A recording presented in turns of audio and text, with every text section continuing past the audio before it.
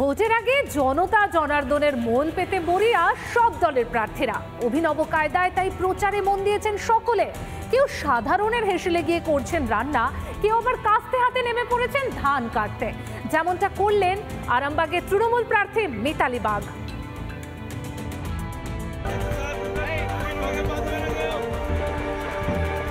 Vote বড় বালাই, জনতার মন জয়ই এখন একমাত্র লক্ষ্য প্রার্থীদের। আর এই জনগণের মন জয় করতে এক একজন এক এক রকম পন্থা অবলম্বন করতে শুরু করেছেন। কেউ প্রচারে বেরিয়ে করছেন রান্না, কেউ সেলুনে গিয়ে কেটে দিয়েছেন চুলও। প্রতিদিনের মতো সোমবার চন্দ্রকোনায় প্রচারে বের হন তৃণমূল প্রার্থী মিতালি বাগ। কখনো টোটোয় চড়ে, কখনো আবার ছোট গাড়িতে করে জনগণের কাছে ভোট আবেদন করেন তিনি। এতদূর সব ঠিক ছিল। এরপরই চাষের জমিতে কৃষকদের কাজ করতে দেখে আচমকাই মাঠে নেমে পড়েন মিতালি। কাস্তে হাতে মাঠে চাষিদের সাথে কাটতে শুরু করেন ধান। তবে তিনি একা নন, চাষের জমিতে নামলেন চন্দ্রকোনা তৃণমূল বিধায়ক অরূপ ধারাও। আমি কৃষক পরিবারের সন্তান। ক্ষেত খামারে আমার বাবা মা কাজ করে বেরিয়েছে, কাজ করতো। বাবা মার থেকেই শেখা মাঠে ঘাটে যাওয়া, আর নতুন করে এটা আমার শেখার কিছু নেই। ভোটের মুখে তৃণমূলের এই জনদরদি হওয়ার চেষ্টাকে কটাক্ষ করতে ছাড়েননি বিজেপি। এইসব চুল কেটে ধান কেটে লাঙল করে কিচ্ছু হবে না। আজকেও 25,000 চাকরি বাতিল হয়েছে। যে চাকরিগুলো বিক্রি করেছে সেই টাকাগুলো কিভাবে ফেরত দেবে সেটা এরা ভাবুক। রাস্তায় তৃণমূল নামলেই মানুষ চোর বলছে। তো আজকের দিনে দাঁড়িয়ে এদের আর মানুষের কাছে যাওয়ার কোনো জায়গা নেই। অতএব এই চুল দাড়ি আর এই নোক আর এই ধান রুয়ে কিচ্ছু হবে না। প্রচারে বেরিয়ে মিতালি বাগের সাহায্যের নামে ভোট আবেদন এই প্রথম নয়। এর আগেও চাষের জমিতে নেমে কৃষকদের সাথে আলু তুলেছিলেন তিনি। রিপাবলিক বাংলা। ভোটের আবহে একটু বীরভূমের দিকে নজর না রাখলেই নয়, কারণ বীরভূমের রাজনীতিতে ফের সক্রিয় সিউড়ির প্রাক্তন বিধায়ক স্বপন কান্তি ঘোষ।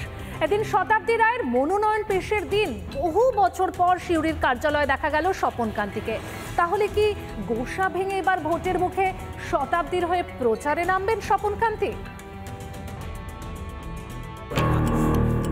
স্বপন কান্তি ঘোষ বীরভূম রাজনীতিতে এক জনপ্রিয় নাম।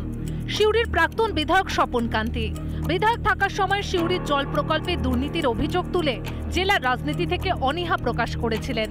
তারপর বেশ কয়েক বছর তাকে দেখা যায়নি জেলার রাজনীতিতে সক্রিয় অবস্থায়। ভোটের মুখে শতাব্দী রায়ের প্রচারেও তাকে তেমন চোখে পড়েনি। আজ দেখা গেল অন্য দৃশ্য। শতাব্দীর মনোনয়ন জমা দেওয়ার দিনে সিউড়ির পার্টি অফিসে দেখা গেল স্বপন কান্তিকে। শতাব্দীর সঙ্গে মনোনয়নও জমা দিতে চান তিনি। তবে স্বপন কান্তি অবশ্য নিজের গোসার কথা মানতে নারাজ। দলের নির্দেশ মতোই শতাব্দী রায়কে জেতাতে তিনি ময়দানে নেমেছেন বলেও জানান। মাঝে মধ্যে তো বিধায়ক বিকাশ রায়চৌধুরীর সাথে অনেক সময় গল্প করে গেছি, পার্টি বিষয়ে আড্ডা দিয়ে গেছি। আজকে তো নতুন কিছু নয়। বীরভূমের রাজনীতিতে বলা ভুল হবে। মূলত দল নির্দেশ দিয়েছে আমার সমস্ত কার্যভার যা কিছু আছে রাজ্য দপ্তরে। বন্ধু শতাব্দী রায়ের পক্ষে আমার যারা শুভাকাঙ্ক্ষী আছেন, আমার যারা বন্ধু আছেন, আমার যারা আত্মীয় স্বজন আছেন, তাদের কাছে আমি শতাব্দী রায়ের হয়ে প্রচারে নেমেছি। স্বপন কান্তির ভোটের মুখে জেলার রাজনীতিতে সক্রিয় হওয়া নিয়ে কটাক্ষ ছুড়েছে জেলা বিজেপি নেতৃত্ব। স্বপন বাবুর মতো একজন লোকের হয়তো তৃণমূল পার্টি, বিশেষ করে যেদিন হাইকোর্ট এরকম মহামান্য হাইকোর্ট এরকম একটা অর্ডার দিচ্ছেন, উনি জানেনই ভালো করে তৃণমূল সম্পর্কে। তো ওনার এর সঙ্গে মিক্স আপ না করাটাই ভালো ছিল। সত্যি কি গোসা দূর হয়েছে স্বপন কান্তির, নাকি দলের নির্দেশ মতো শতাব্দীকে জেতাতে সক্রিয় হওয়া? বীরভূম থেকে মনোরঞ্জন চ্যাটার্জির রিপোর্ট, রিপাবলিক বাংলা।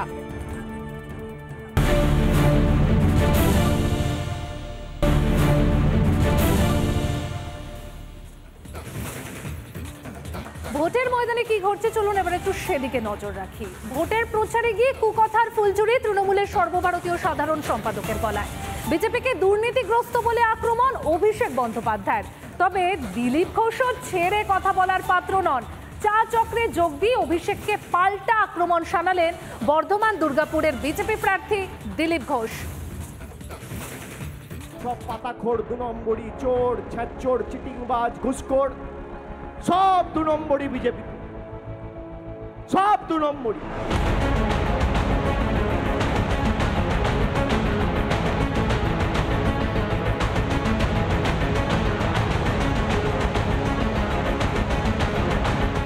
বিজেপির মাথার চুল থেকে পায়ের নখ সব 2 নম্বরই।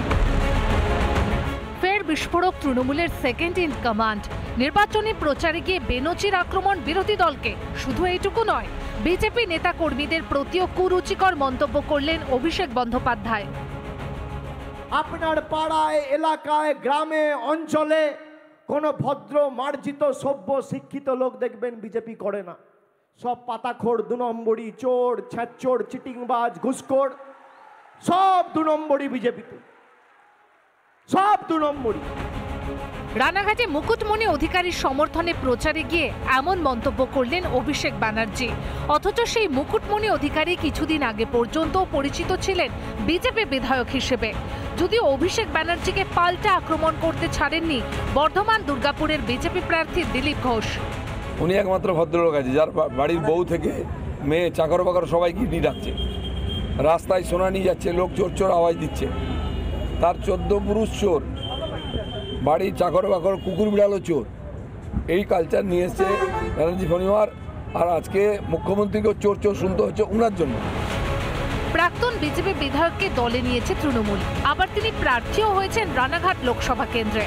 আর তার সমর্থনে প্রচারে গিয়ে কিনা বিজেপি সম্পর্কে কুরুচিকর মন্তব্য করছেন অভিষেক ব্যানার্জি।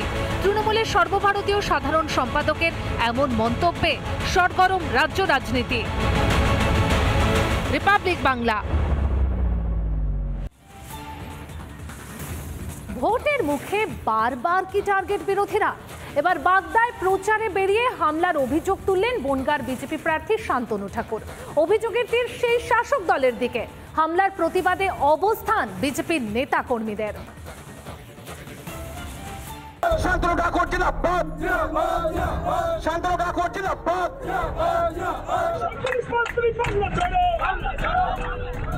নির্বাচনের দিন যত এগিয়ে আসছে ততই প্রার্থীদের প্রচারের ঝাঁজ ততটাই বাড়ছে। ঠিক সেই মতোই বনগাঁ লোকসভা কেন্দ্রের বিজেপি প্রার্থী শান্তনু ঠাকুর তিনি এদিন বাগদায় গিয়েছিলেন নির্বাচনী প্রচারে। আর সেখানে মন্দিরে পুজো দিয়েই যখন সেখানে সামিল হন, ঠিক তখনই শুরু হয় সেই জায়গায় স্থানীয়দের সঙ্গে বেশ কিছু বচসা। প্রচার থেকে ফেরার পথে শান্তনু ঠাকুরের গাড়িতে হামলার অভিযোগ। লাঠি, সোটা, ধারালো অস্ত্র হাতে হামলার অভিযোগ তৃণমূলের বিরুদ্ধে।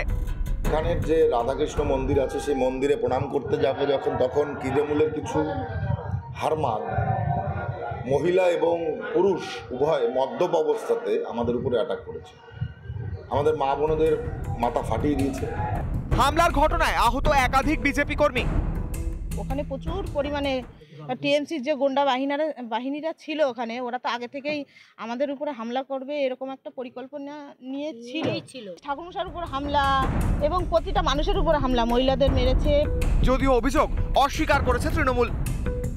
এখানে তৃণমূলের কোনো সম্পর্ক নেই, তৃণমূল কোনোভাবে কোনো আন্দোলন এইসব ধরনের করে না। কোনো প্রার্থীরা সব জায়গায় যেতে পারে এবং তার কৃতকর্মের ফল যেহেতু 5 বছর এলাকায় মানুষের সাথে জনসংযোগ করেনি, যায়নি, সেই কারণে মানুষরা প্রতিবাদ করেছে।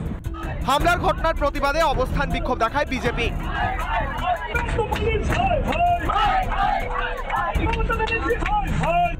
আর এরপরেই বিডিও অফিসের সামনে নাকা তল্লাশির জন্য শান্তনু ঠাকুরের গাড়ি দাঁড় করানো হয়। পুলিশ ও তৃণমূল একযোগে বিজেপির প্রচারে বাধা দেওয়ার চেষ্টা করছে বলে অভিযোগ বনগাঁর বিজেপি প্রার্থী শান্তনু ঠাকুরের। একটু আগে পুলিশের সামনে আমাদেরকে হামলা করা হয়েছে। বাগদায় আমরা প্রচারে গেলাম, সেখানে হামলা করি। মানে পুলিশ মোটামুটি টিএমসির দালালিটা সম্পূর্ণভাবে করে যাচ্ছে। যতটুকু দালালি করে ব্যাকআপ দেওয়া যায় বনগাঁকে, ততটুকু পুলিশ দালালি দিচ্ছে। কিছুদিন আগে ঝাড়গ্রামের বিজেপি প্রার্থী প্রণত টুডু আর এবার বনগাঁর বিজেপি প্রার্থী শান্তনু ঠাকুরের গাড়িতে হামলার অভিযোগ। কিন্তু বারবার টার্গেট কেন করা হচ্ছে বিরোধী প্রার্থীদের? সাধারণ মানুষ বা সাধারণ ভোটার যারা রয়েছে তারা কখন সুষ্ঠুভাবে শান্তিপূর্ণভাবে নির্বাচনে অংশগ্রহণ করতে পারে সেদিকেও কিন্তু নজর থাকবে আমাদের। উত্তর 24 পরগনা থেকে টিটপ বিশ্বাস, রিপাবলিক বাংলা।